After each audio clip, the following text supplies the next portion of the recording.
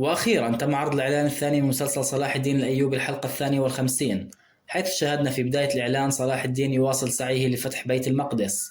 فبعد تمكنه من فتح بيت الأحزان شاهدنا صلاح الدين يهاجم إبلين، ويبدو أنه نجح في السيطرة عليها وهزم الصليبيين هزيمة نكراء. وشاهدنا ردة الفعل الجنونية على وجوه الصليبيين بقيادة الملك أمارليك.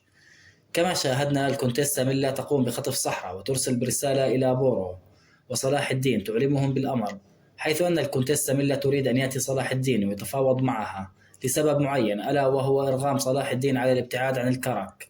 طبعا أتوقع أن لا يحدث هذا الأمر، وإنما سيتمكن بورو من تحرير صحراء وستزوجا قريبا.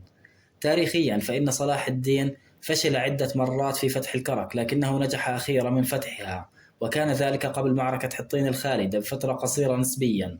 كما شاهدنا في الإعلان ماريا تتفق مع معلم باليان ويضعان خطة للقضاء على صلاح الدين من خلال تفجير الجسر الذي سيعبر عليه صلاح الدين ورجاله.